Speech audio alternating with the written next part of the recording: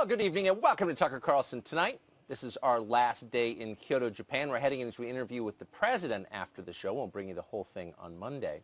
We've been following closely what's happening back in the homeland in the U.S. Last night, of course, marked the second straight Democratic primary debate.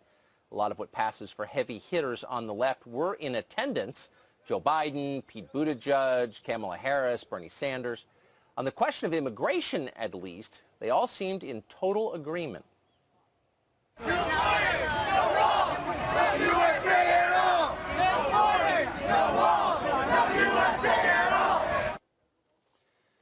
Sorry for the tape mix-up there. That was the party's youth wing, Antifa, making pretty much the same point.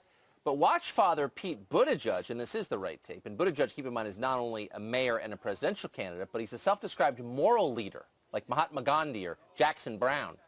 Watch him explain it's just wrong, morally wrong, to maintain international borders.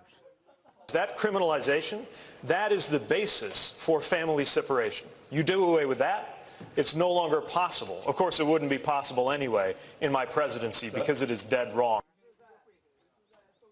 Got that? Sneaking into someone else's country can never be a crime.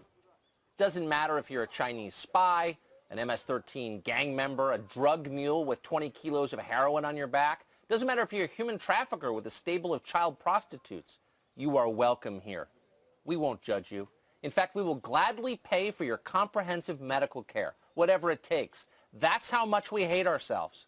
Watch. Raise your hand if your government plan would provide coverage for undocumented immigrants.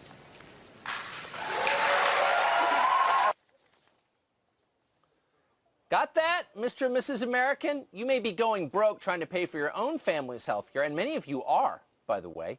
But now you get to pay for free health care for the rest of the whole world. Anyone who ignores our laws and sneaks in, you owe them benefits the second they get here. Got that, racist? If you don't like it, tough. The Democratic Party plans to disarm you, so you're powerless. Watch Congressman Eric Swalwell promise to seize every semi-automatic rifle in this country. I'm the only candidate on this stage calling for a ban and buyback of every single assault weapon in America. Guy's an actual member of Congress.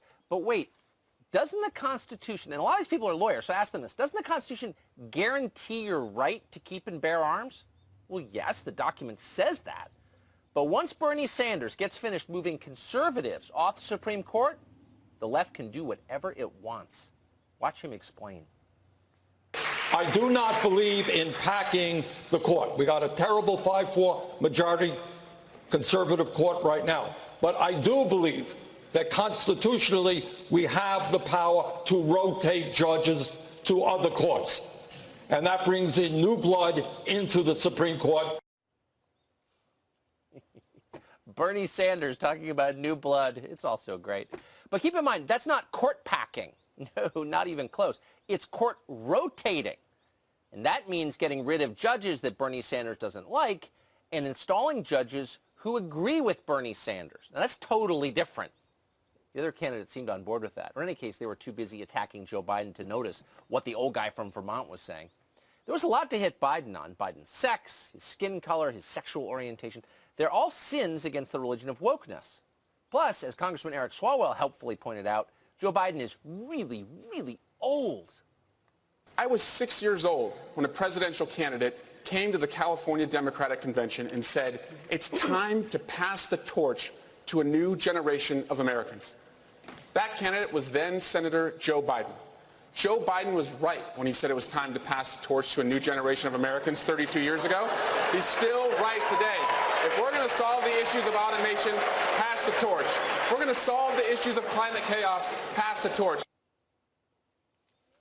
Got that, old man? Joe Biden is a musty antique who ought to be eating soft food in Florida somewhere. And you know what else? He's a racist. A bitter, elderly bigot. He's probably sitting in his den right now watching Birth of a Nation, drinking Schlitz. Kamala Harris made that clear. She started out by saying that Joe Biden is not a racist, meaning, of course, he's definitely a racist. I'm going to now direct this at Vice President Biden. I do not believe you are a racist, but you also worked with them to oppose busing. And, you know, there was a little girl in California who was part of the second class to integrate her public schools. And she was bused to school every day. And that little girl was me. Everything about that was fake. It's hard to imagine a more disingenuous paragraph. Where to begin? I mean, Kamala Harris implies that California schools were segregated in the 1970s. They were not. Some of us were there at the time. Harris herself was not a civil rights hero. Her father was literally a Stanford economics professor. She went to high school in Montreal, Canada. She was a child of privilege if there ever was one. As for forced busing, it's amazing that anybody, particularly any Democrat, would defend it. Busing didn't work. It was an abject failure. Guess who hated it? Black families. It took black kids out of their neighborhoods and it patronized them. Didn't raise anybody's scores in the end. Busing didn't work. Honest people on the left admit that. Brookings admitted that. The only people who like busing then and now are rich liberals, the ones totally insulated from the effects of their failed and stupid social policy. Everyone else in this country, 90% of Americans, according to Gallup polling at the height of busing, and that's 90% of both black and white Americans, thought busing was awful. So good call, Democrats. Run on that. More busing. Joe Biden's a racist. Here's our nominee, Kamala Harris. Listen to her explain why she's a very good person and you're morally flawed. Good call. That'll definitely work. Just like it did with Hillary Clinton last time. Morons.